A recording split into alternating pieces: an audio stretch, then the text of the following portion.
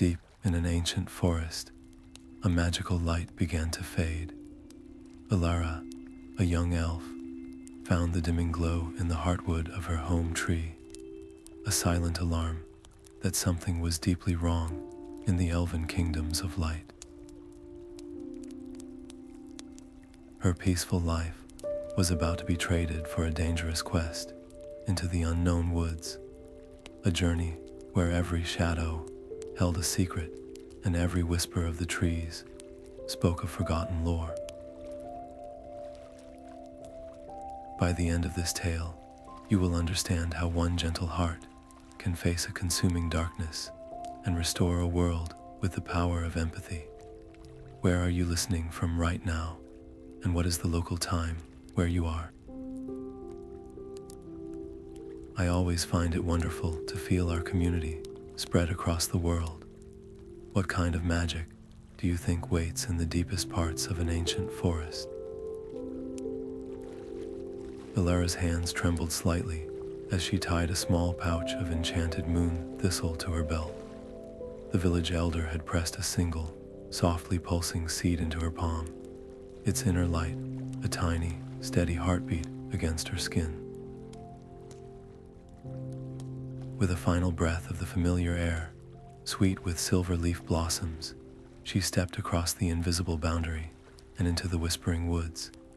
It was a threshold she had never crossed, a place woven from legend and warning. Behind her, the murmurs of her people faded into a tense silence, their worry a tangible weight carried on the breeze. The forest did not feel empty, though.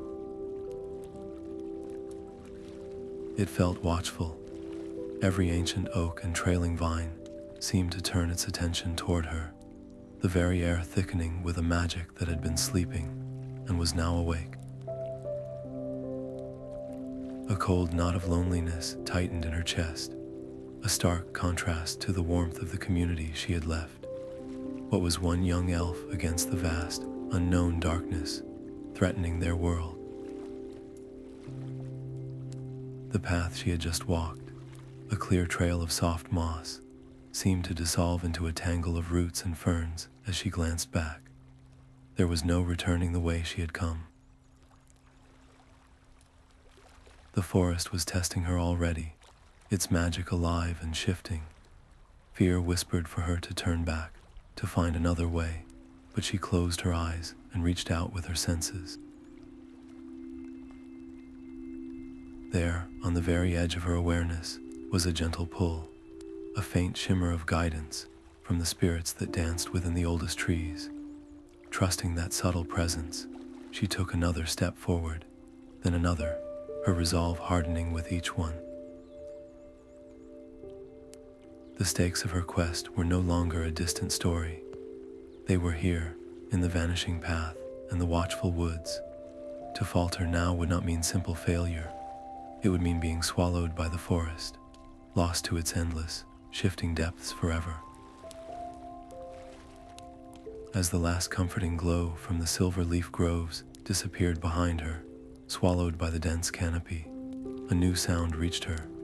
It was a soft, melodic humming, ethereal and directionless, drifting from the deep shadows ahead.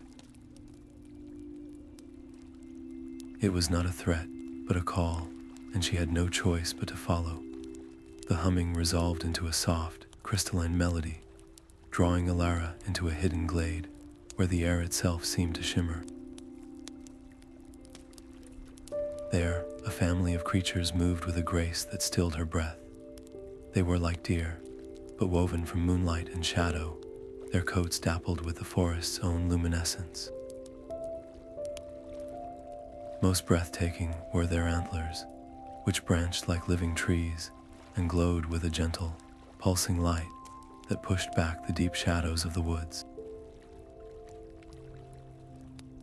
Her approach was instinctive, a slow and deliberate movement. She did not speak, but instead offered a soft, wordless song, a melody of peace and greeting her grandmother had sung to her since she was a child. The ancient notes hung in the air, a tangible offering of her heart. The largest of the creatures lifted its head, its dark, liquid eyes holding hers. It did not flee. Instead, it took a step closer, dipping its magnificent antlers in a gesture of acceptance. The tension in the glade melted away, replaced by a profound and shared calm. One of the younger creatures then ambled forward, its steps delicate on the moss, and gently nudged a fallen blossom into her open palm. The flower was star-shaped, its petals a pearlescent white, and it pulsed with a faint, comforting warmth, like a tiny heartbeat against her skin. For a long moment, Ilara was tempted to stay. The glade was a sanctuary, a pocket of perfect peace untouched by the decay she sought to heal. The urge to rest here, to let the gentle light of the creatures shield her from the vast, unknown forest, was a physical weight on her shoulders. It was an internal battle, a conflict between the comfort of the beautiful and the duty of the necessary.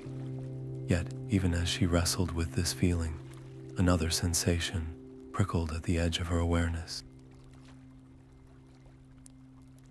She was being watched. It was not a hostile gaze, but something ancient and intensely curious, a presence that observed from the deep woods beyond the glade, studying her every move. The choice was clear. She could not remain in this beautiful trap.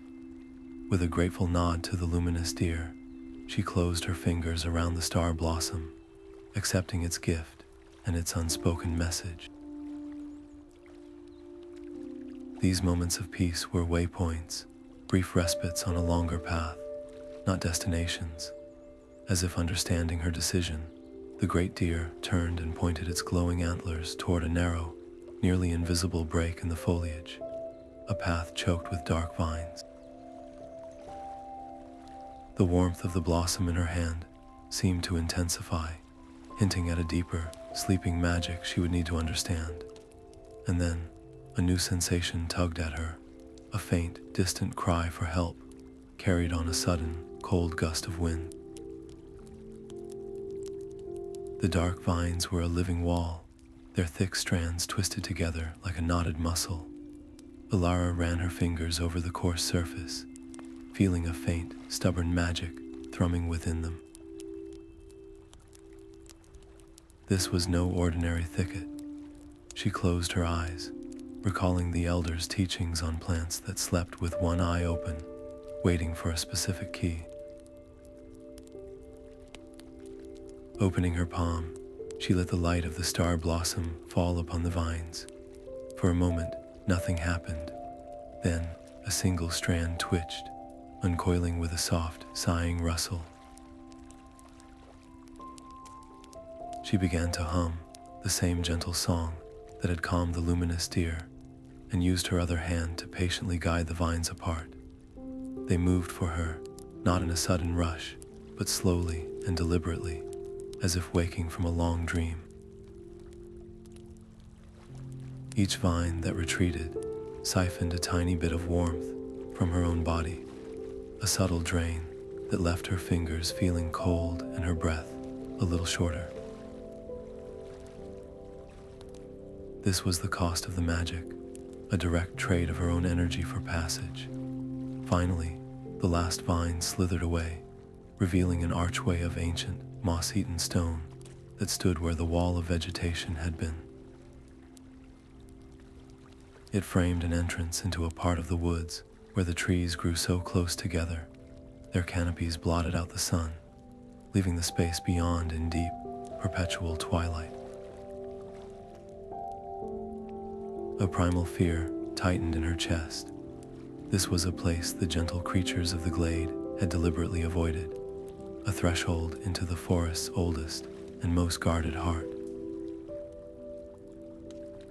She could still turn back, find another way, but the path behind her was already closing, the vines beginning to stir once more. There was only forward. Taking a deep, steadying breath, Ilara made a choice. She cupped the star blossom in both hands and focused, pouring more of her own inner light into it, a conscious gift of her own vitality. The blossom flared, its pearlescent glow burning brighter and pushing back the oppressive gloom beneath the stone arch. The effort was immediate and taxing, a wave of fatigue that made her legs feel heavy. Stepping through the archway felt like passing through a curtain of cold water. The air on the other side was still and cool, and the familiar sounds of the forest fell into an unnerving silence. But as her eyes adjusted to the deep shadows, she saw them, faint and far off, glimmering like captured starlight, were structures that seemed to be woven from light itself. Their elegant, impossible forms hinted at a civilization that had mastered the very essence of the forest, a sight that took her breath away, even as her own light flickered weakly in her hands.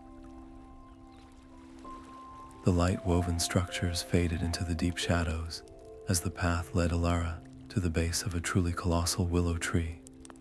Its branches did not merely hang, they cascaded in a waterfall of silver-green leaves, each one shimmering as if coated in a perpetual dew of captured starlight. But as she drew closer, she saw these were not drops of water. They were tears of solidified light, and each one held a tiny, fading spark within. A profound sorrow radiated from the ancient giant, a palpable weight that made the very air feel heavy. Alara reached out, her fingers gently brushing a low-hanging branch. A cascade of images and emotions flooded her mind, not as words, but as pure feeling. She saw the willow in its prime, its trunk a pillar of brilliant white light, its branches sheltering a smaller, symbiotic tree that pulsed with a rhythmic, golden energy. Then a great shadow fell, not of a cloud, but of a presence, a void that drank the light. The memory was a violation, of a sharp, painful extraction. The vision clarified, showing a crystalline shard, the very heart of the willow's power, being ripped from its core. The connection broke, leaving Alara breathless with shared grief. The willow's despair was a mirror to her own deepest fear, the terror that her journey would end in failure, and that the fading she had come to heal would become permanent. This was not a slow decay. This was a wound, a theft. Someone or something was actively preying on the forest's soul. The abstract threat now had a shape, that of a thief who coveted light itself.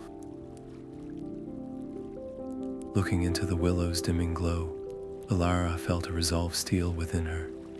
She placed both hands upon its ancient, gnarled bark, pouring her own empathy into the touch. "I hear your sorrow," she whispered into the quiet of her own heart, "and I will find what was taken from you. I make you this vow." The words were not just a promise to the tree. They were a binding commitment to her own path, transforming her from a seeker into a hunter. The weight of the quest settled onto her shoulders, no longer a vague responsibility, but a specific, dangerous task. To fail here would not just be a setback.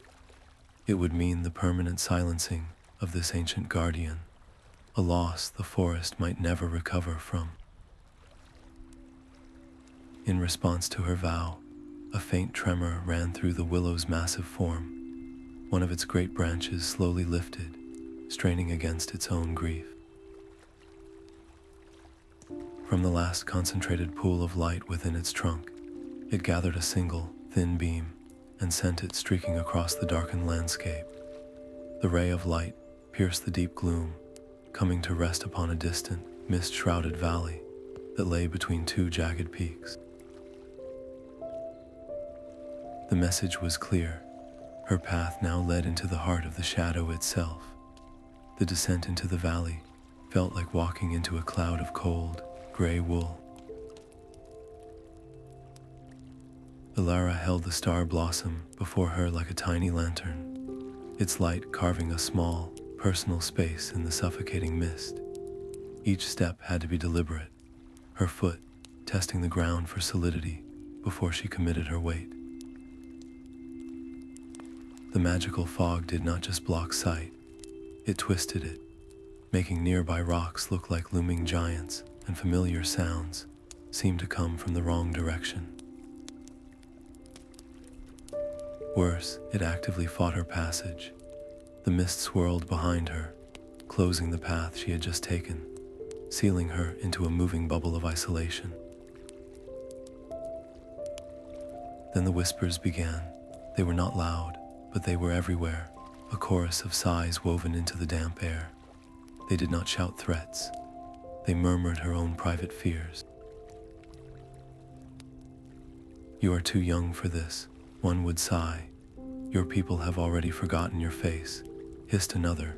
"The quest is pointless. The light is already gone. You will be lost here, and no one will ever know." Each whispered doubt was a tiny hook, snagging on the insecurities she carried in her heart. For a moment, the weight of it all felt unbearable. Her steps faltered. What was she, a single elf, doing challenging the deep, ancient magic of this place? The mist pressed closer, feeding on her hesitation, its chill seeping into her bones. It was a battle fought not with strength, but with spirit. Closing her eyes against the disorienting gloom, she pressed the star blossom to her chest. Its warmth was a steady, gentle pulse against her skin, a tangible reminder of the luminous deer's trust. Then she called upon a brighter memory, the image of the great Willow's sorrow and the fragile hope it had placed in her. That hope was a light the mist could not extinguish. "I hear you," she thought, directing her will at the whispering fog, "but I do not believe you. My journey has meaning." With that conscious rejection, the voices lost their power.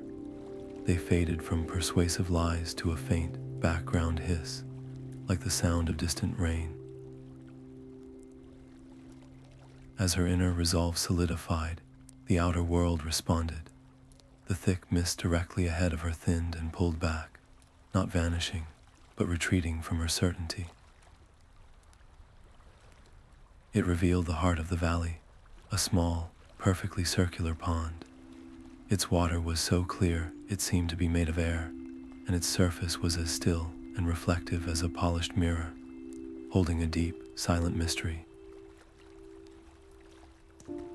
The pond's surface was a perfect, untroubled mirror, yet it did not show her own weary face. Kneeling at its edge, Alara saw other figures in the cool, clear water.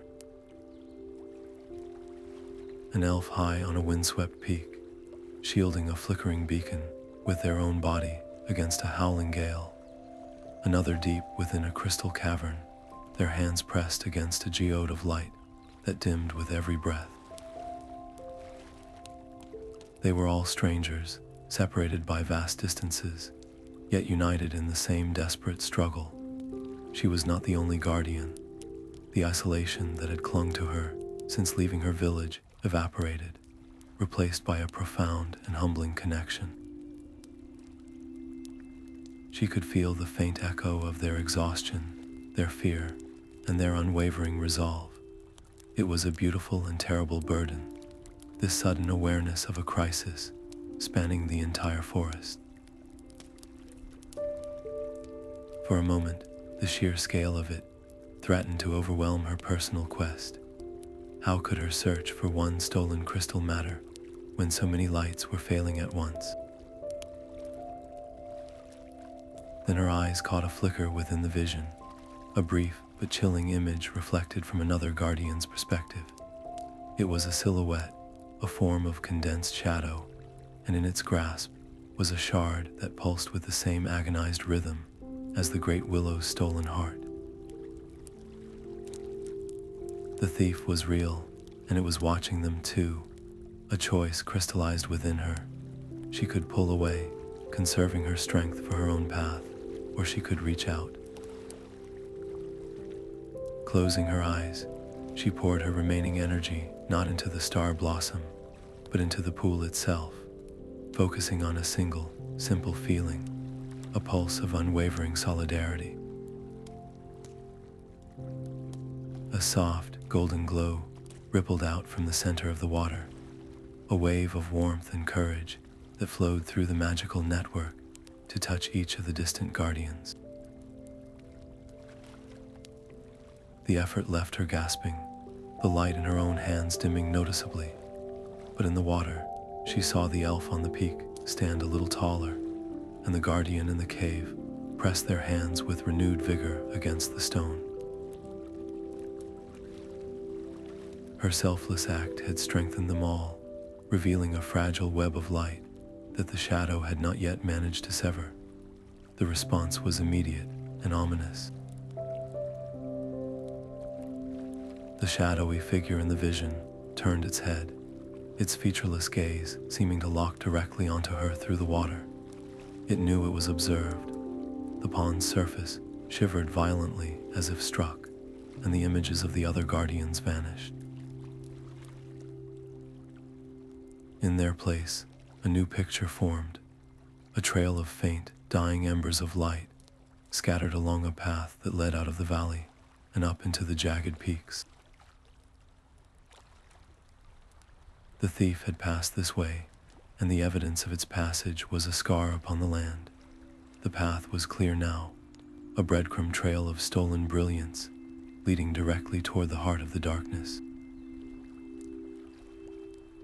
The trail of light was a ghost, flickering in and out of existence on the sheer rock face. Alara's fingers, already raw from the thorny vines, now scraped against sharp stone as she hauled herself upward. Each foothold was a gamble on loose gravel, each handhold a test of trust in ancient, crumbling rock.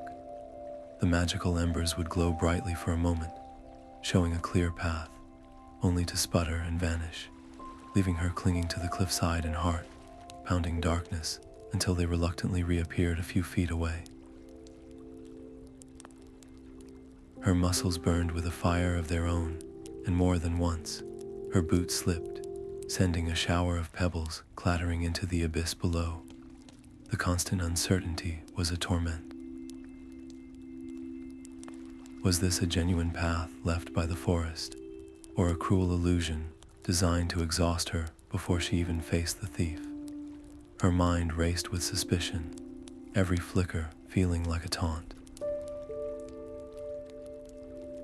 She could turn back, find a safer route, but the memory of the weeping Willow's profound sorrow was a stronger anchor than any rope.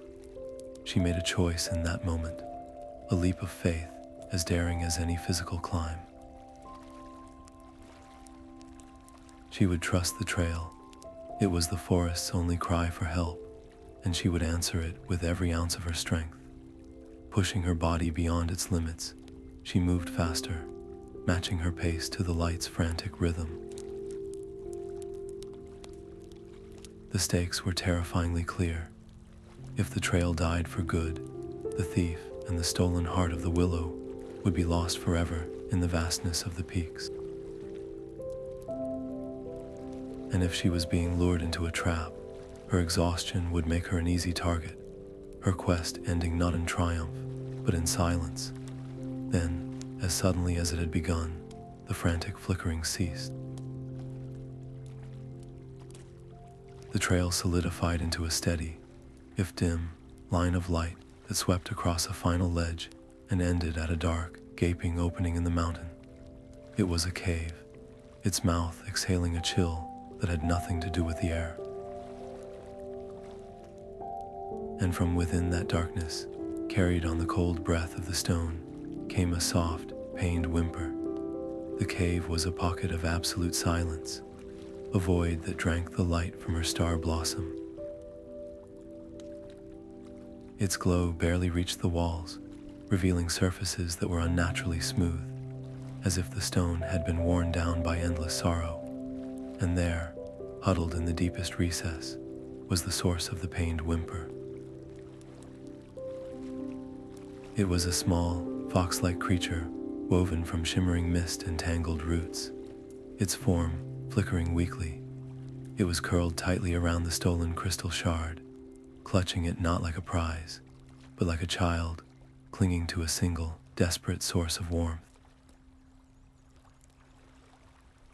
Its own inner light was pale and sickly, dimmed by a profound and palpable terror. This was no monstrous thief. It was a lost soul, so frightened it had stolen light just to feel safe. Ilara's quest, her vow to the weeping Willow, all of it shifted in an instant. The clear line between hero and villain blurred into a much more complicated truth. An internal war erupted within her. Her duty screamed for her to grab the crystal, to run back and save the ancient tree before it was too late. Force would be quick, and it would be certain. But her heart ached at the sight of the trembling spirit. Taking the shard by force would be like stealing a blanket from someone freezing in the snow. It might fulfill her vow, but it would shatter something far more important in the process. The willow needed its heart, but the forest needed its compassion. With a slow, deliberate movement, she lowered herself to the cold stone floor, making herself small and non-threatening. She did not reach for the crystal. Instead, she began to hum, the same gentle lullaby that had opened the path through the vines and calmed the luminous deer. The notes were soft, a blanket of sound she offered to the frightened creature. Then she opened her small pouch of enchanted moon thistle, the herb that glowed with a soft, silver light, and placed a single piece on the ground between them. It was a trade, an offering of a different kind of comfort. The risk was immense. Every moment she spent here was a moment the great willow grew weaker.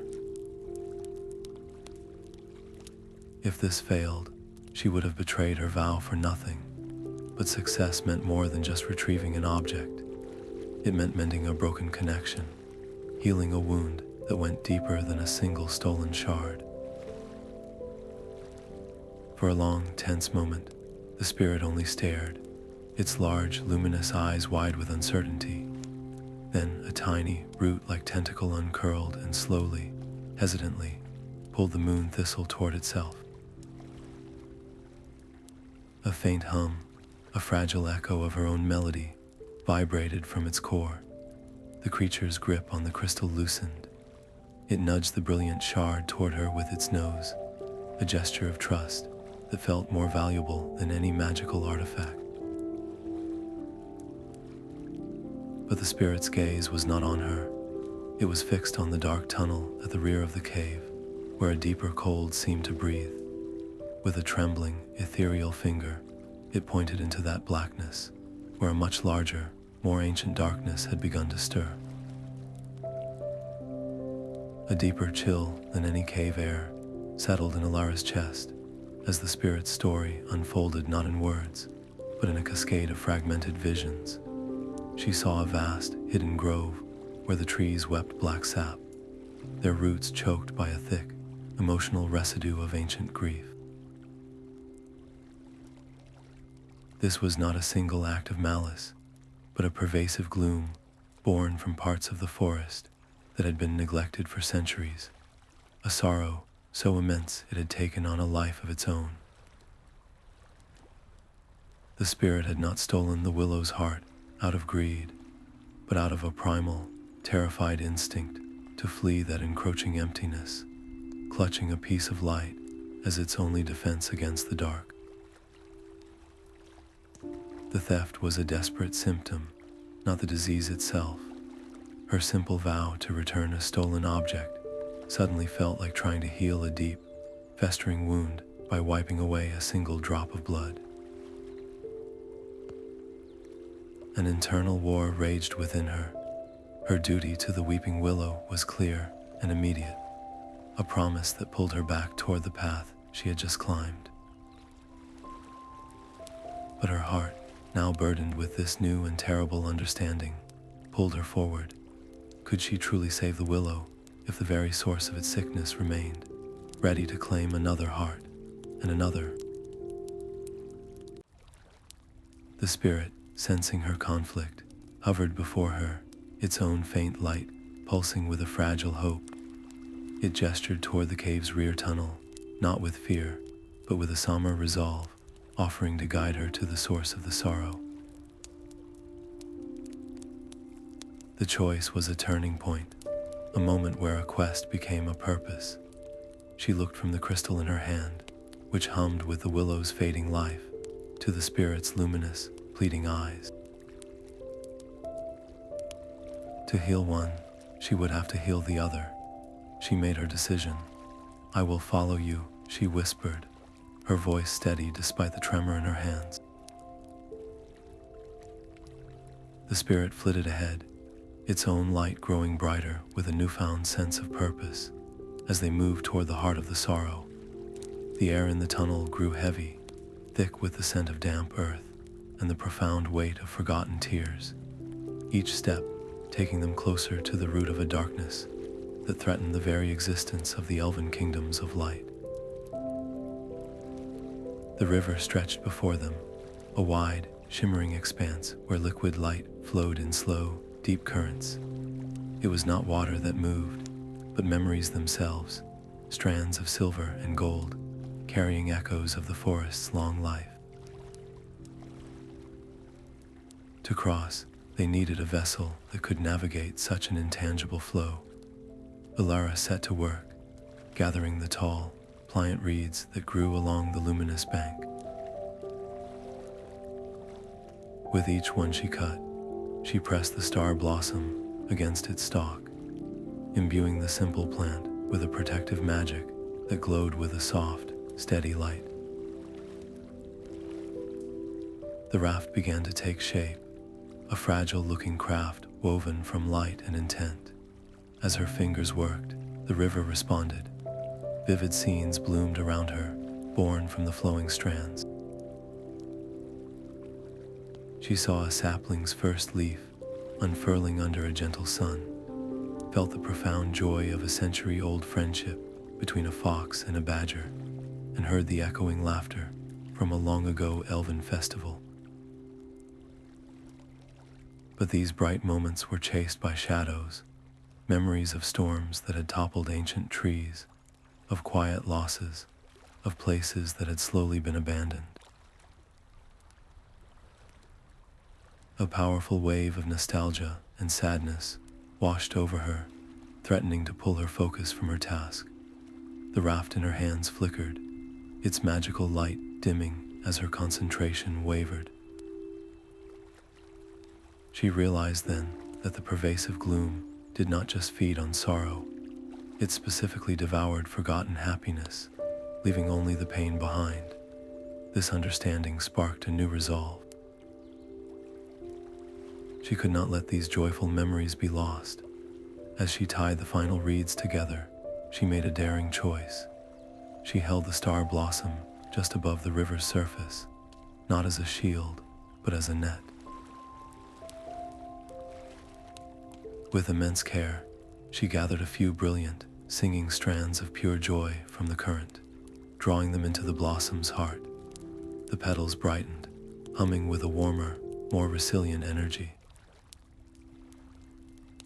It was a small act of preservation, but it felt like a rebellion.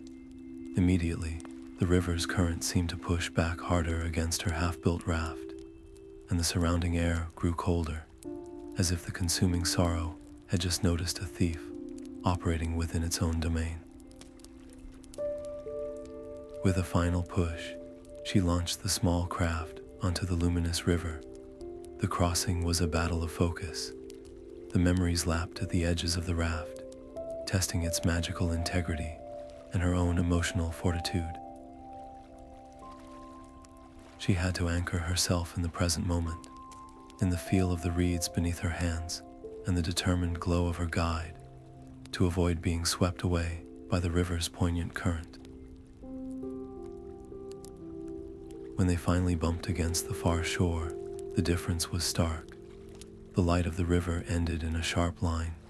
Beyond it, the trees were twisted into gray, silent skeletons, their branches clutching at a barren sky. The little spirit guide shivered violently, pressing close to her leg. They had arrived at the very edge of the blight. The ground beneath her feet turned to gray dust as Alara stepped across the boundary. An immediate, chilling drain pulled at her energy, as if the very light in her veins was being siphoned away. The star blossom in her hand flickered, its glow dimming against the oppressive gloom. Instinctively, she reached for the joyful memories she had gathered from the river, focusing on the echo of a fox's laughter and the warmth of an ancient friendship. A soft, golden light bloomed from her chest, pushing back against the emptiness and forming a small, protective bubble of warmth around her and the trembling spirit. The blight itself seemed to recoil from this pocket of preserved happiness, the gray tendrils at the edge of her light withering away from the contact. But the reaction was not one of defeat. From the skeletal trees around them, shadowy forms began to coalesce, drawn to the anomaly of her hope like moths to a flame. These were not creatures, but formless tendrils of concentrated despair, and they began to press against her bubble, testing its strength with a cold, relentless pressure. Each touch sent a jolt of frigid despair through her, a whisper that this fight was futile, that her light was only a temporary delay in an eternal night. The battle was as much internal as it was external. She had to consciously feed the bubble with her own resolve, reliving the brightest of the stored memories to keep the darkness at bay. Her hope was not just a feeling, it was her only shield, and it was finite. Knowing she could not stand still and be slowly worn down, she made a choice. Holding the Willow's crystal shard aloft, she let its rhythmic pulse beat like a heart within her bubble. She would not hide. She would use the shard as a beacon, calling to the very core of the sorrow that had created this place. It was a gamble, a direct challenge to an entity that fed on fear. She began to walk forward, one slow, deliberate step at a time, her small sphere of light moving like a lone star through a dead galaxy. The crystal's pulse quickened, matching the frightened rhythm of her own heartbeat, and from the deepest, darkest part of the blight ahead, a corresponding pulse of dark light answered, a deep, thrumming pull that latched onto her presence and began to draw her inexorably toward the epicenter. The air grew so thick with despair, it was difficult to breathe. Alara pushed forward into a clearing where the gloom was a tangible, suffocating presence, a vortex of ancient grief. At its center stood a single massive tree, its trunk twisted and scarred, its bark the color of ash. This was no ordinary tree. It was the physical heart of the forest's sorrow, a monument to every loss and forgotten joy. Shadows writhed around its base like serpents, sensing her intrusion. As she stepped closer, holding the Willow's crystal shard and the star blossom before her, the sorrow tree reacted. Tendrils of pure darkness lashed out, striking her protective bubble of hope with a force that sent shivers through her entire body. The light flickered dangerously, but then something unexpected happened. The crystal shard in her hand began to pulse, not with the Willow's rhythm, but with a deep, resonant hum that echoed from within the withered tree itself. A faint, agonized light flickered in the tree's hollow core, revealing the terrible truth. This entity of sorrow and the willow of light were not enemies. They were two halves of a whole, torn apart long ago. The violence was not an attack, but the thrashing of a wounded creature in unbearable pain. Her quest was not to defeat a monster, but to mend a broken heart. The internal conflict was paralyzing. Every instinct screamed for her to fight back, to shield herself from the onslaught of shadows, but fighting would only feed the despair. To heal the forest, she had to heal this. It was the most terrifying decision of her life. With a final, steadying breath, she let her protective bubble of hope dissolve. The cold of the blight rushed in, an icy shock that stole her breath. Ignoring the shadows that whipped around her, she stepped forward and pressed her bare hands directly against the tree's cold, dead-feeling bark. Then she poured everything she had into it. She channeled the joyful memories from the river, the trust of the luminous deer, the solidarity of the other guardians, and the last reserves of her own light and hope. It was a torrent of empathy, a voluntary offering of all the warmth she carried into the deepest cold. The drain was immediate and brutal. She felt her own life force being pulled from her, a dizzying weakness spreading through her limbs as the sorrow tree drank her light like a man dying of thirst. Her vision darkened at the edges, and her knees buckled. She had given everything, and for one terrifying, endless moment, there was only silence and the crushing weight of the gloom. Then, high up on a single, skeletal branch, a tiny leaf began to glow with a soft, green-gold light. That single leaf became a beacon, its soft green-gold light, a defiant answer to the crushing gloom. Then another leaf began to glow, and another, until the entire skeletal branch was draped in a shimmering cascade of new life.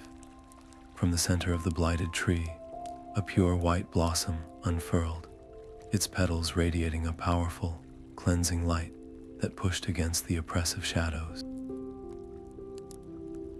Ilara, her hands still pressed to the rough bark, felt the shift. The tree was no longer draining her, it was drinking, thirstily pulling the last reserves of her energy to fuel its own rebirth. Her body trembled with the strain, a deep weariness seeping into her bones. This was no longer a battle of force, but a test of sheer endurance. Could her spirit outlast the tree's desperate need?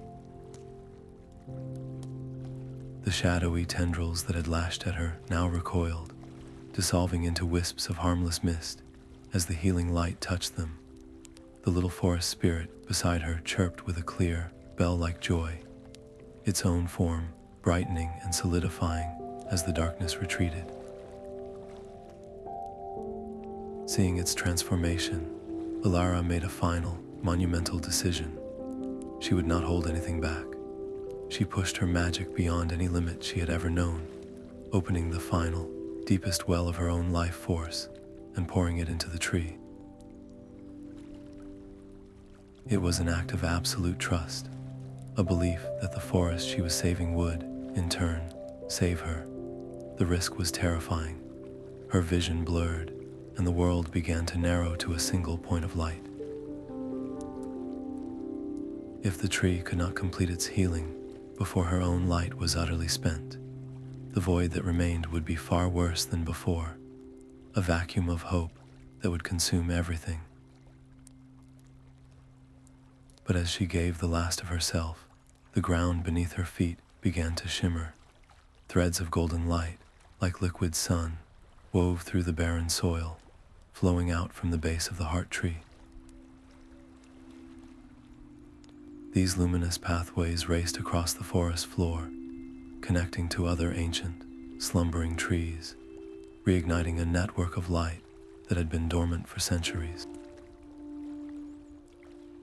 The very land was waking up, its long broken heart finally beginning to beat again. A wave of golden energy pulsed from the heart tree, flowing through the luminous pathways like a sudden, synchronized heartbeat. Through her hands still pressed to the bark, Alara felt a distant, answering thrum as other heart trees, scattered across the vastness of the Elven kingdoms, stirred from their ancient slumber. One by one, then in a chorus, their lights brightened, their long dormant roots drinking in the restorative magic now flooding the forest floor.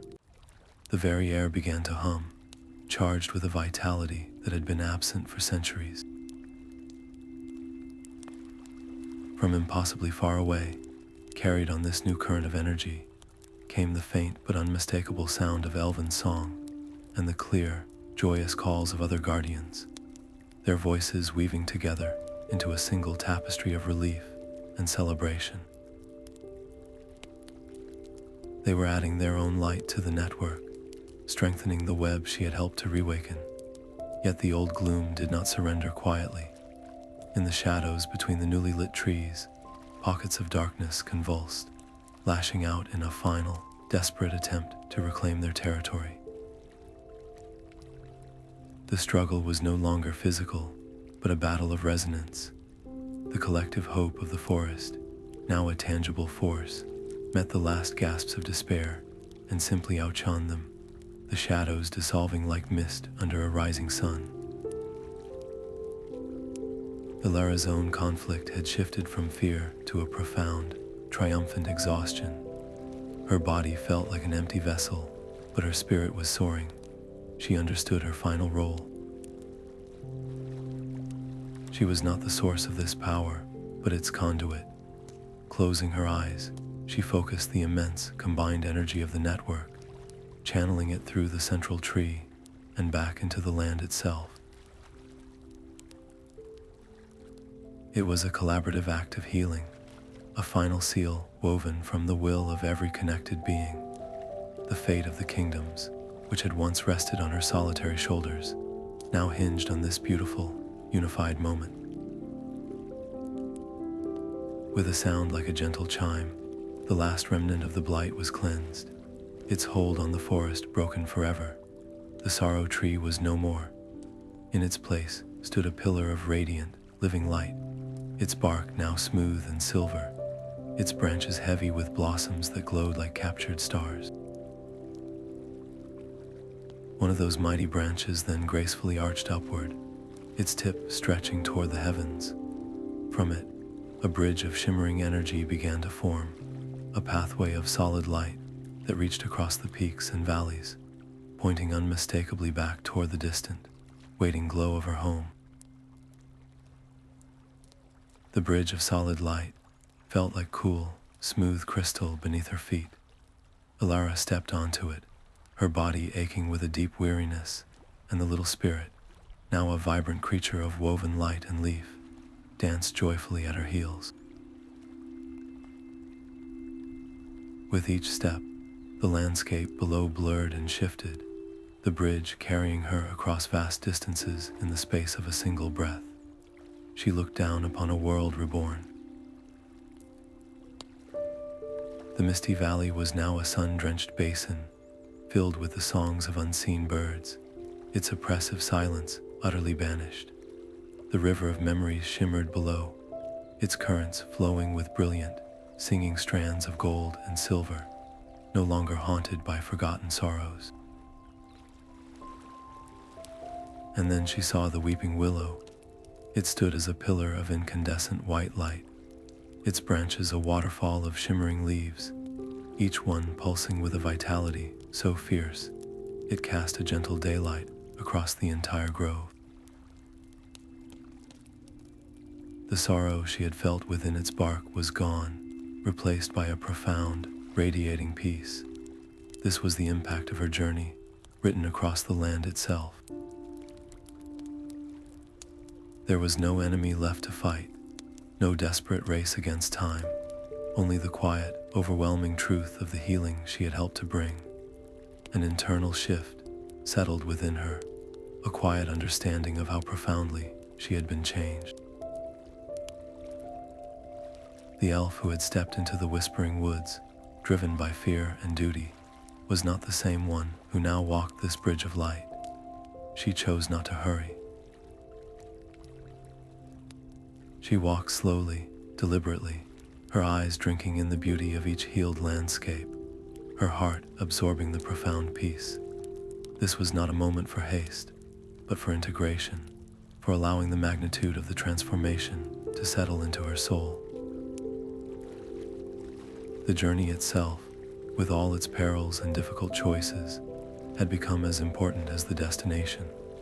The stakes now were different, centered on how she would carry this new understanding back into the life she had left behind.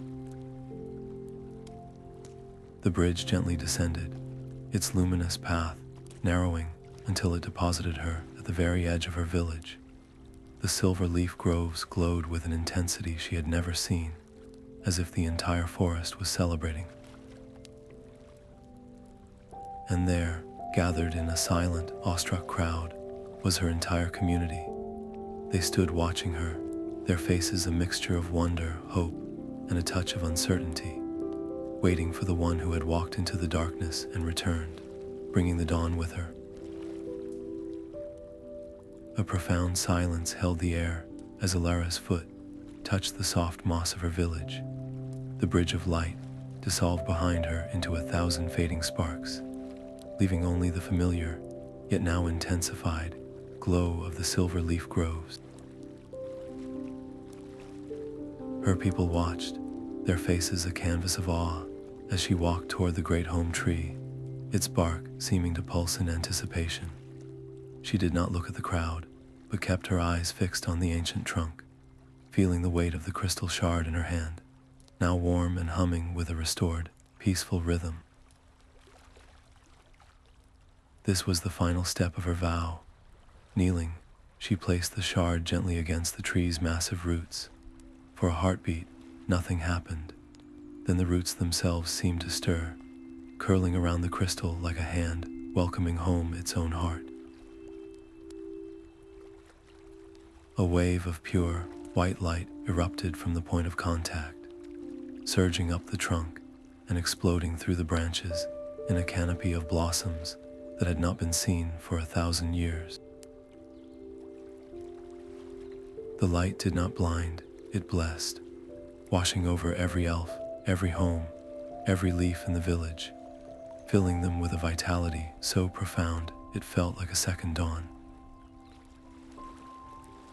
Cheers erupted, a joyful noise that shook the very air, and her name was on every tongue. But as hands reached for her and voices praised her, a quiet unease settled in her chest. She was no longer just Alara. She was the one who had faced the heart of sorrow and returned. She was a symbol, a guardian, and the expectation in their eyes was a weight different from any she had carried in the forest. They saw a hero, but she felt the same humble spirit who had been afraid to take the first step. Could she truly be the wise leader they now needed? The village elder approached, his own eyes shining with tears of gratitude, and placed a hand on her shoulder. The gesture was a question. Taking a deep breath, Alara turned to face her community, her family. She raised her hands, not in a gesture of triumph, but of invitation, asking for their quiet. My journey was not about strength, she began, her voice clear and steady, carrying over the crowd. It was about listening. The greatest magic I found was not in fighting darkness, but in understanding its pain. She spoke of the lonely spirit, not as a thief, but as a lost soul. She described the river of memories, emphasizing that preserving joy is as vital as confronting sorrow. She explained the interconnected web of light, how the heart trees rely on one another, and how their own village was now a vital strand in that renewed network. Her lesson was simple, yet it held the weight of her entire ordeal. True guardianship is born from compassion, and nurtured by shared memory. We must tend to the forgotten places within our own hearts and our forest, lest their neglect breeds a new shadow. As she spoke, she saw her own internal conflict reflected in the thoughtful faces before her. They were not just celebrating a victory, they were learning its cost and its meaning. Her decision to embrace this role was not a boast, but a solemn promise to guide them in this new understanding. The personal stakes had shifted from survival to stewardship. The hard-won peace was a fragile, living thing that would require their constant and gentle care. As the last rays of the sun faded, the elder spoke again, his voice soft but carrying to everyone. Alara, the night is gentle. Will you share the whole story? The request was met with a wave of eager agreement. Without a word, the community settled around the base of the brilliantly blooming home tree. Their faces turned toward her in the soft, magical twilight, ready to listen to the gentle journey through the ancient forest myth. Her voice was a gentle current in the warm night air, flowing beneath the luminous canopy of the home tree. Alara did not begin with her own fear, but with the soft, watchful silence of the whispering woods. She spoke of the luminous deer, not as a magical wonder, but as a lesson in trust, describing how her simple song had been a bridge between two wary hearts. She painted a picture of the weeping Willow's sorrow, not to frighten her listeners, but to help them feel the profound connection between all living things in the forest, how the pain of one was a wound to the whole. When she reached the cave and the frightened spirit, she paused, letting them feel the weight of her choice, the moment she realized that compassion was a more powerful magic than force.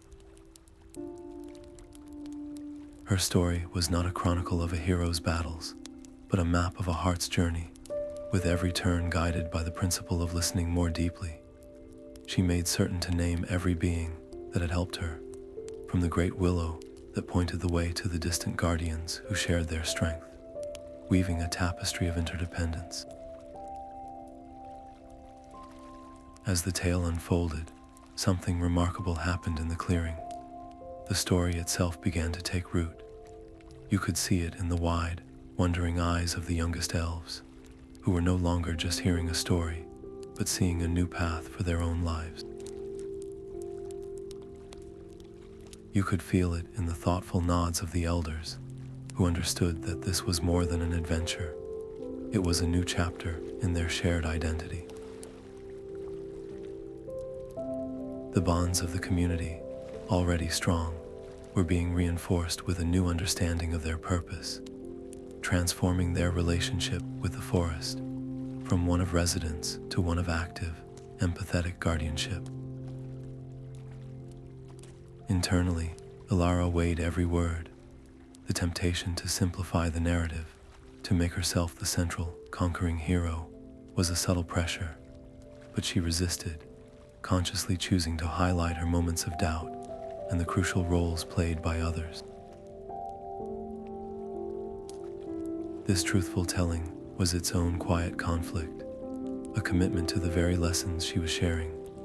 When she described the final, terrifying act of letting her protective light dissolve to embrace the heart of sorrow, she did so with a quiet humility that held the entire crowd in a breathless hush. It was in that resonant silence, with the final image of the reborn tree shining in their minds, that she made her decision known. She looked to the village elder and then to her people, and with a calm certainty, she announced she would accept the mantle of Lorekeeper. This was not a sudden choice, but the natural culmination of her journey. She understood now that protecting the forest meant safeguarding its stories, ensuring that the wisdom of empathy and unity would be passed down, a living guide for generations to come. The cultural stakes of this moment were immense. This story would now be woven into the oral history of the Elven kingdoms of light, a foundational myth for a new age. It would shape how young elves were taught, how disputes were settled, and how the community interacted with the magical world around them. The responsibility settled on her shoulders not as a burden, but as a sacred trust. As the last words of her tale faded into the night, the little forest spirit, now a permanent and vibrant part of her life, curled contentedly at her feet. And as if on cue, the first of the evening's star flowers began to open their luminous petals in the grass around them, each one a tiny, silent echo of the light she had helped restore. The night of the ceremony arrived, and the air itself seemed to hum with a quiet, shared focus. Ilara stood before her community, the traditional ceremonial bowl of starlit water trembling slightly in her hands. This was no longer a simple ritual of remembrance. It was a test of their collective heart. As the first notes of the ancient chant rose from the elders, she closed her eyes and began to speak, not the old words, but the true story of her journey. She spoke of the river of memories and the importance of every single joy. Then, she guided each person to step forward, to dip their fingers into the starlit water, and to offer a memory aloud. A child spoke of learning to climb their favorite tree. An elder shared the warmth of a shared meal on a cold night. A weaver recalled the perfect color of a sunset, captured in thread. With each shared moment, a star flower at their feet would brighten, its glow intensifying as it drank in the spoken joy. The clearing began to pulse with light, each blossom a beacon of a life well lived. Ilara felt the weight of her decision to improvise, a quiet fear that weaving her new understanding into the old ways might break the magic instead of strengthening it. But as the voices rose, a collective energy gathered, tangible and warm. Then it happened. The star flowers did not just glow, they gently lifted from the moss, rising into the night air like 1,000 tiny lanterns.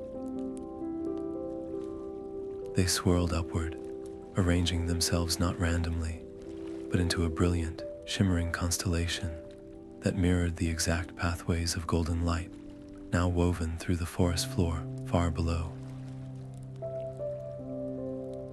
The sight was breathtaking, a perfect map of their shared spirit hanging in the heavens.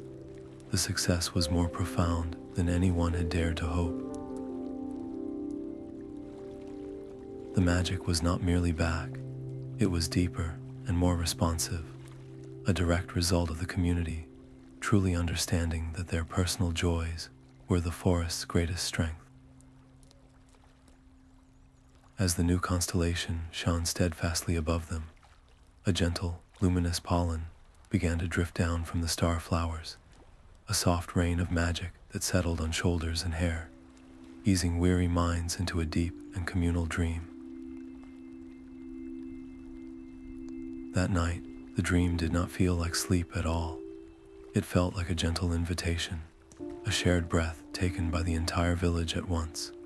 One moment they were resting, and the next they were walking together, not as separate bodies, but as a single stream of consciousness flowing through the healed woods. The air was thick with the scent of blooming star flowers and damp earth, a perfume more vivid than any memory. Ilara was there, not ahead of them, but among them, her presence a quiet guide. She led them first to the glade of the luminous deer, where the creatures, now glowing with a serene and steady light, allowed the dream elves to walk beside them, their antlers casting a peaceful luminescence that washed away the last vestiges of daily worry. There were no words exchanged, only a profound feeling of mutual recognition and trust that passed between species. They felt the deer's calm, as if it were their own, a cool, clear stream of emotion flowing into their spirits. Then the path turned, and they stood before the weeping willow, which was weeping no more. Its trunk was a pillar of brilliant, living pearl, and its cascading leaves shimmered with a gentle, rhythmic pulse that seemed to sync with their own heartbeats. A wave of gratitude, immense and warm, washed over them from the ancient tree, a silent thank you that resonated in the very core of their being. They understood then, not intellectually but instinctively, that this tree's vitality was now inextricably linked to their own collective well-being. Ilara guided them to other guardians they had never seen, spirits of stone and stream, who nodded in silent acknowledgement. Their forms woven from the forests restored magic. The dream was a tapestry of connection, weaving every elf into the living network of light, making them feel the forest's joy as their own and their shared peace as its strength. The experience was so immersive, so real, that upon awakening at dawn, there was a collective moment of disorientation. They did not open their eyes to the familiar confines of their homes, but to a lingering sense of unity, as if the dream had not ended, but had simply changed form. The air in the village was different, humming with a quiet, contented energy that mirrored the feeling from their shared journey. They felt more rested than they could ever remember, their minds clear and their hearts light, carrying the tangible proof of their bond with the world outside their doors. The memory of the blight was not forgotten, but it was now framed by this active, joyful connection, a lesson written not in history, but directly onto their souls. The idea for the new grove did not come from a council meeting, but from a shared feeling that lingered after the communal dream. It was a quiet, collective need to plant something tangible, to put their renewed understanding into the very soil. On a morning, when the mist still clung to the silver leaves, the entire village walked to the edge of the whispering woods, each person carrying a single seed that had been blessed by the light of the great heart tree. Ilara carried her own treasure, the now dormant star blossom that had guided her through the darkest parts of her journey. The work was physically demanding, a test of muscle and will as they broke the hard ground and carefully placed each precious seed into the earth. Yet, what could have been a chore became a celebration. Children laughed as they patted soil around tiny saplings. Elders shared stories of other plantings from long ago, and the coordination of so many hands felt less like a challenge and more like a dance. The shared purpose transformed the labor into a joyful ritual, a physical echo of the unity they had felt in their dreams. In the center of the cleared space, Ilara made her own quiet decision. She knelt and planted the seed from her original star blossom, pressing it deep into the rich, dark earth. It was not an end, but a profound beginning, a symbol that the closing of one story nourishes the roots of the next. The stakes of this simple act were immense, for this grove was more than a collection of trees. It was a living monument to their journey and a sacred promise to the future, a vow that they would actively nurture the light they had almost lost. As the last sapling was settled into its place, a hush fell over the crowd. From the dappled shadows of the whispering woods, the familiar family of luminous deer emerged. They moved in silent grace, their antlers casting a gentle, pulsing light upon the newly turned soil. The great stag at their lead paused, its dark, knowing eyes meeting Ilara's.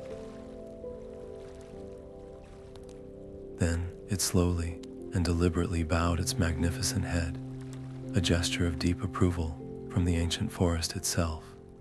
Before anyone could speak, the The creatures turned and melted back into the trees, leaving behind a grove that already seemed to hum with a soft, nascent glow. The morning sun filtered through the young leaves of the new grove, dappling the small, attentive faces gathered around Alara. This was her first day as Lorekeeper, a title that still felt like a cloak she was learning to wear. A quiet flutter of nervousness stirred in her chest. Could she translate the profound, wordless feelings of her journey into a lesson a child could grasp? She began not with rules, but with a simple request. "Close your eyes," she said softly. "What do you hear beyond the wind and the birds?" The children fell silent, their small brows furrowed in concentration. One by one, they began to report the subtle sounds they had never noticed before. The creak of a branch that was not from the wind, the faint hum from the moss at their feet. Alara watched their eyes widen with discovery, and her own anxiety melted away in the warmth of their shared wonder. She showed them how to distinguish moon thistle, with its silver glow, from the common variety, explaining how one offers comfort while the other is merely pretty.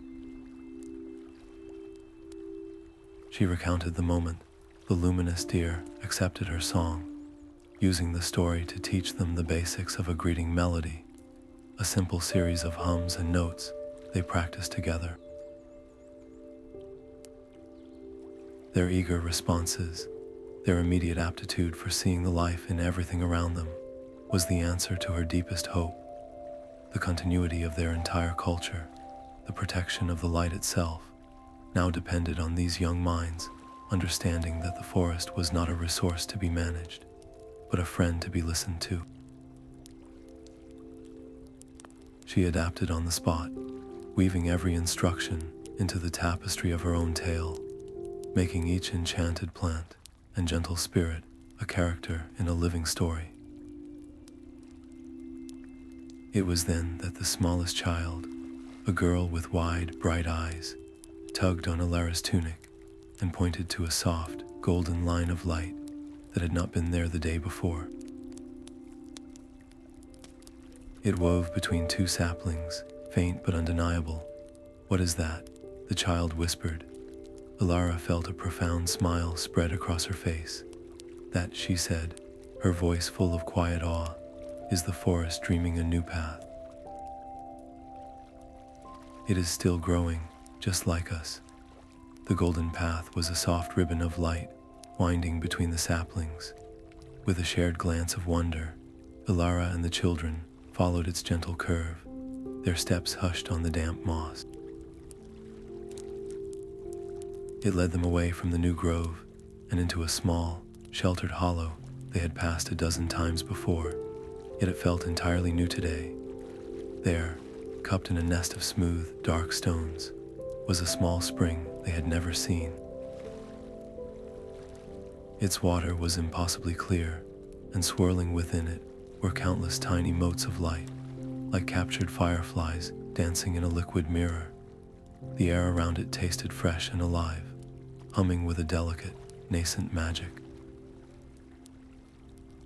This was the forest's direct response to their care, a gift of a minor wellspring that had chosen this moment to reveal itself.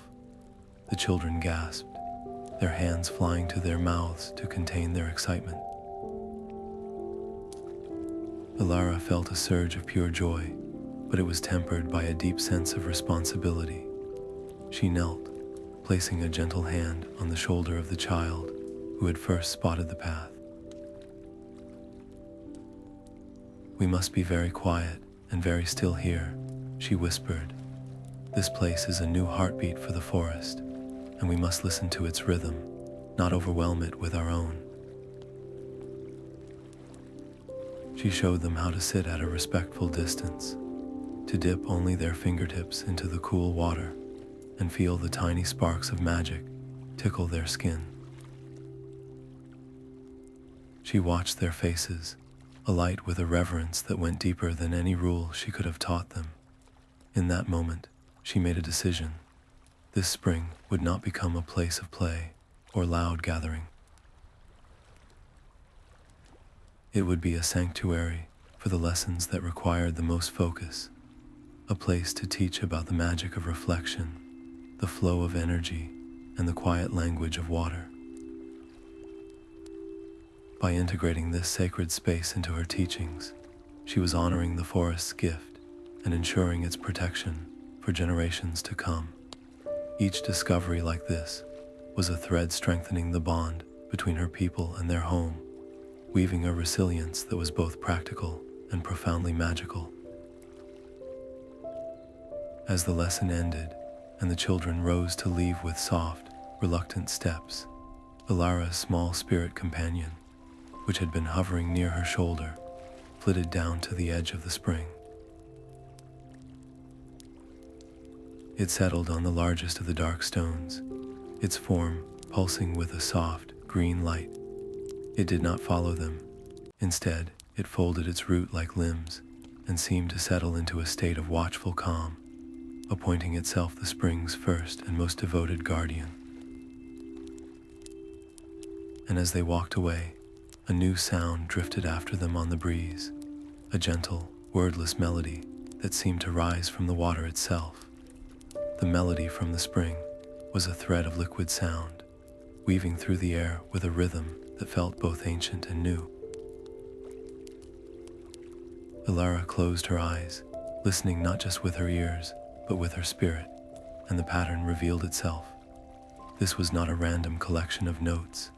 It was a song of creation, a simple, foundational melody used in the earliest days of the world to call life from the silence. She turned to the children, their faces alight with curiosity. "We can answer it," she said softly. "We can sing with it." She hummed the first phrase, a series of rising and falling tones that mimicked the flow of water over stone. The children echoed her, their young voices tentative at first, a little off-key, but full of earnest effort. The challenge was harmonizing their separate voices into a single, cohesive sound. For a few moments, it was a delightful cacophony, a jumble of high and low notes that made them giggle. One child consistently sang a note just a little too flat, while another came in a beat too early. But they kept trying, their laughter blending with the melody itself, until something magical clicked. Their voices found the center of the tune, their individual notes locking together into a clear, resonant chord. As their song solidified, the spring answered. The motes of light within the water began to pulse in perfect time, with their singing, brightening, and dimming like a gentle, liquid heartbeat. The water itself seemed to grow clearer, its depths sparkling with a more intense light. Then, from the very center of the spring, small, luminous forms materialized. They were fish, no longer than a finger, woven from pure light and shimmering water. Their scales flashed with opalescent colors as they darted and swirled in a graceful dance. Creatures of legend that no one in living memory had ever seen. Ilara watched this co-creation unfold, her heart swelling with a profound sense of wonder. This was not merely protection, it was active participation. She decided in that moment that this song would become a sacred ritual, a regular part of their visits to this place. By returning again and again to sing this melody with the community, they would not just observe the new magic, they would help it grow. This small, joyful act proved that their relationship with the forest was a partnership. If their voices could call forth glowing fish from a newborn spring, what other wonders might they weave together in the future? When they finally let the last note fade, the song seemed to linger in the air, woven into the very breeze. The children, their eyes wide with the thrill of what they had helped create, immediately clustered around her, their whispers eager and insistent.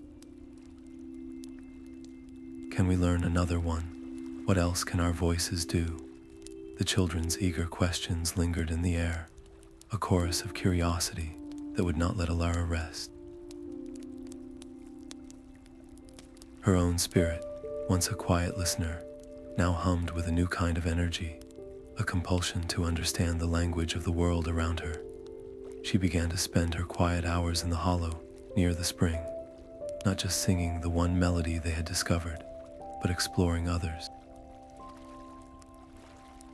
She would hum a low, steady note and watch as a patch of moon thistle seemed to lean in, its silver leaves unfurling just a little wider. A quick, playful trill might send a family of sprites spiraling in a joyful dance above the water. She discovered that a soft, descending scale could soothe a frightened rabbit, while a complex, interwoven harmony could cause the morning dewdrops on a spider's web to ignite into tiny, temporary lanterns. This was not a magic of command, but of conversation, a delicate art of song weaving that responded to the forest's own vibrant spirit. The entire village soon embraced this new skill. You could hear it in the gentle hums that accompanied the planting of seeds, or the lullabies sung to restless young animals. It became a cherished part of their daily lives, adding a beautiful auditory layer to their deep connection with the woods. Yet this new power demanded respect. Alara learned this through trial and error. One afternoon, frustrated by a stubborn, dissonant chord, she sang a note with too much sharp force. A sudden, unexpected gust of wind ripped through the hollow, scattering leaves and sending the luminous fish diving for cover in the spring. Another time, a misplaced harmonic caused a patch of vibrant moss to temporarily gray and wilt. These minor setbacks were crucial lessons. Song weaving was not about raw power, but about precise empathy, a need to feel the emotional resonance of each note and understand its potential consequences. She realized that these discoveries were too important and too delicate to be carried only in memory, so she made a decision. She approached a young, receptive sapling at the edge of the new grove, one whose bark was soft and whose leaves were broad and veined like parchment. As she sang a simple, growth-encouraging melody to it, she focused her intent not on the tree itself, but on the memory of the song. To her astonishment, the leaf directly before her began to subtly change, its veins arranging themselves into an intricate, natural pattern that perfectly mapped the melody's rises and falls. She had created a living archive, a tree whose leaves would physically record each song and its observed effect, a library that grew as their understanding did. This new branch of magic held immense potential to bring even more harmony and light to the Elven kingdoms, but its wise use was paramount, for a song meant to heal could, if misused, bring unintended disruption. The archive tree flourished over the following seasons, its canopy a rustling tapestry of captured melodies, and on a particularly quiet afternoon, as Alara rested beneath its branches, she heard something new. It was not the song of a bird or the hum of the spring. It was a complex, hauntingly beautiful melody being hummed softly by the wind itself, as if the forest had a new story it was ready to tell. The melody hummed by the wind was a complex tapestry of sound, a story woven from the rustling of leaves and the sighing of high branches. Alara sat motionless, her entire being focused on the intricate patterns. This was not a song of the past, but a narrative of what was yet to be, a gentle prophecy of challenges and joys intertwined. It spoke not of a single event, but of a continuous cycle where the forest and its guardians would face moments of learning and celebration, a beautiful, unending journey of growth. The song held no literal instructions, only poetic images of a sapling finding strength against a gentle rain, or a river learning a new path around an ancient stone. Transcribing this into the archive tree was her first great challenge as a seer. She did not write words, but sang the melody directly to the waiting sapling, pouring her intuitive understanding of its meaning into each note. The tree responded, its newest leaf unfurling with a pattern more intricate than any before, a living document of a future that was not fixed, but fluid, ready to evolve with the choices they would all make. Interpreting this prophecy required a new kind of wisdom. She gathered with the village elders, and their discussions lasted for days. They debated the symbolism of a veil of mist and the meaning of a fruit that ripens without sun, understanding that the answers lay not in logic, but in shared intuition and deep feeling. The potential for misunderstanding was a quiet tension, a fear that the community might see a threat where there was only an opportunity for deeper connection. Ilara made a conscious decision. She would share the prophecy with everyone, young and old. Standing before her people, she framed it not as a dire warning, but as a beautiful promise. The future, she explained, holds gentle challenges that will make us wiser, and simple joys that will make our bonds stronger. Our journey with the forest is an ever-unfolding story, and we are all its authors. This act solidified her role completely. She was no longer just the keeper of past lore, but a guide to the future, a seer who helped her community see the potential for light in every coming season. The responsibility was immense, for their trust in her vision would now shape their collective path forward. As the village began preparations for a festival to celebrate the new season and all they had learned, the wind's song settled into a constant, reassuring hum in the background, a reminder that their story was forever being written together. The air itself seemed to sing on the morning of the first Festival of Blossoms, a new tradition born from Ilara's promise to renew their light through shared joy. Every villager, from the smallest child to the most seasoned elder, carried a basket of seeds blessed by the heart tree and a song ready in their heart. There were no formal speeches or rigid ceremonies. Instead, the entire day was a beautiful, bustling tapestry of spontaneous creation. One group worked together to plant a spiraling garden of star flowers, their laughter mingling with the simple planting songs they hummed. Another gathered around the new spring, singing the melody of the luminous fish and watching the water dance in response. As the afternoon sun warmed the grove, people began to share stories not of grand heroes, but of small, personal moments of growth and happiness from the past year, their voices weaving a different kind of magic into the air. Ilara moved among them, her heart so full it felt like a separate sun glowing in her chest. Watching the effortless way joy flowed from person to person, strengthening their bonds with every shared smile and harmonious note, she made a quiet decision. This would not be a one-time event. She would ensure the Festival of Blossoms returned with each turning of the season, an annual day to reaffirm their vows to the forest and to each other, a ritual that actively generated the magic that protected their home. As the final songs were sung and the last seeds were nestled into the earth, something wondrous happened. A soft, collective sigh of contentment seemed to ripple through the entire village.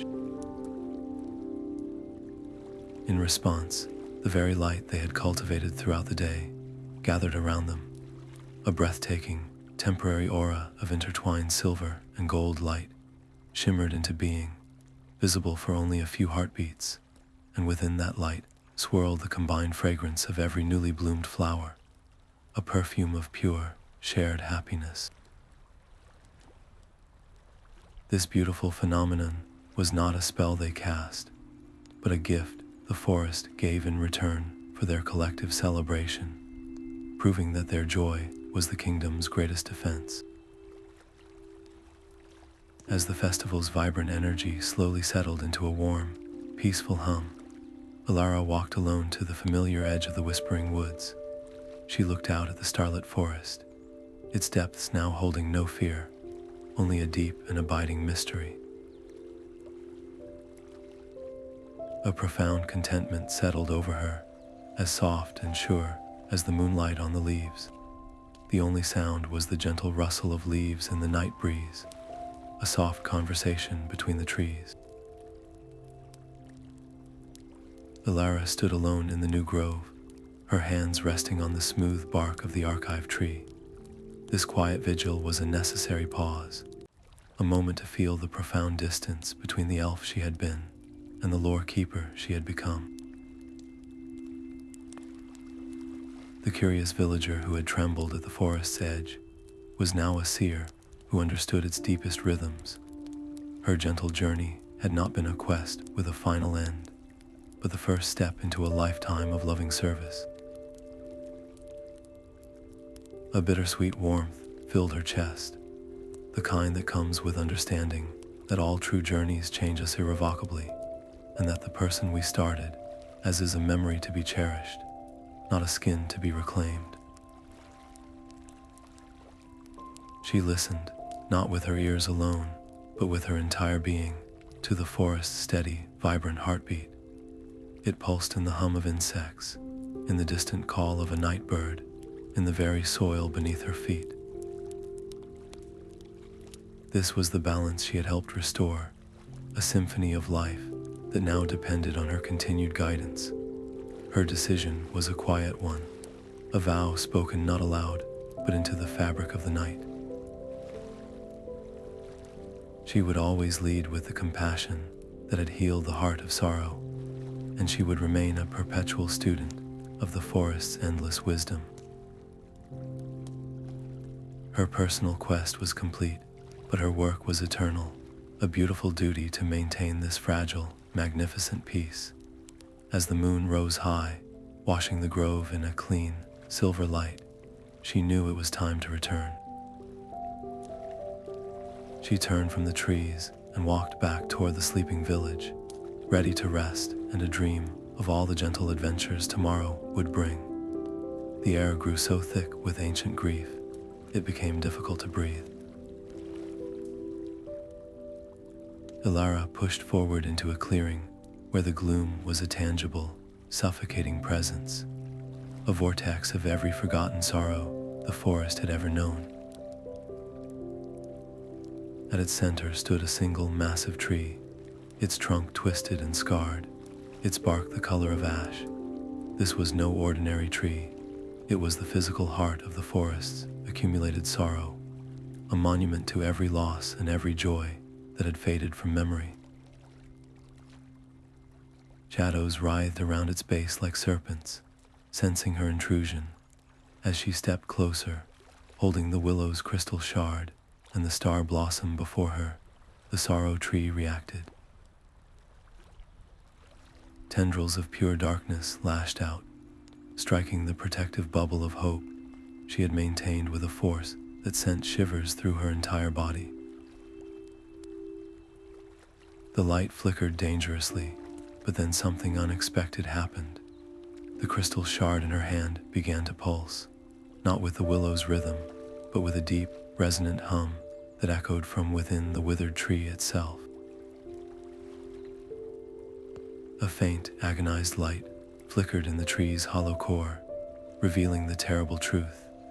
This entity of sorrow and the willow of light were not enemies. They were two halves of a whole, torn apart long ago. The violence was not an attack, but the thrashing of a wounded creature in unbearable pain. Her quest was not to defeat a monster, but to mend a broken heart. The internal conflict was paralyzing. Every instinct screamed for her to fight back, to shield herself from the onslaught of shadows. But fighting would only feed the despair, reinforcing the very isolation that had created this blight. To truly heal the forest, she had to heal this. It was the most terrifying decision of her life. With a final, steadying breath, she let her protective bubble of hope dissolve. The cold of the blight rushed in, an icy shock that stole her breath and made her knees buckle. Ignoring the shadows that whipped around her, she stepped forward and pressed her bare hands directly against the tree's cold, dead-feeling bark. Then she poured everything she had into it. She channeled the joyful memories she had gathered from the river, the brilliant echoes of laughter and friendship. She sent the trust of the luminous deer and the solidarity of the distant guardians. Finally, she opened the last, deepest well of her own spirit, offering her own life force, her own hope, as a final gift. It was a torrent of pure empathy, a voluntary offering of all the warmth she carried into the deepest cold. The drain was immediate and brutal. She felt her own vitality being pulled from her, a dizzying weakness spreading through her limbs as the sorrow tree drank her light like a man dying of thirst. Her vision darkened at the edges, and the world began to narrow to a single point of light. She had given everything, and for one terrifying, endless moment, there was only silence and the crushing weight of the gloom. Then a soft chime seemed to ring out from the center of the tree. High up on a single, skeletal branch, a tiny leaf began to glow with a soft, green-gold light. The elven kingdoms of light now shine with a radiance unseen for centuries, a brilliance born not from conquest, but from a gentle journey of the heart. Ilara's path transformed her from a solitary seeker into a revered Lorekeeper, her own growth a mirror to the forest's profound renewal. Where fear once whispered in the shadows, a new harmony now resonates, woven from the very songs she helped her people discover. The great heart trees stand as pillars of living light, their roots intertwined with the joyful memories of the community, a testament to the power of empathy over force. This world has been fundamentally changed, not by a single heroic act, but by a shift in understanding that has become the bedrock of their culture. The new rituals, the shared festivals, the archive tree with its living melodies, all serve as daily reminders that their light is a collective treasure, nurtured by every individual's care. The specific threat of the consuming gloom is gone, its energy transmuted into a deeper, more resilient peace. Yet the story concludes with a quiet truth, a gentle understanding that the journey of care and connection is never truly over.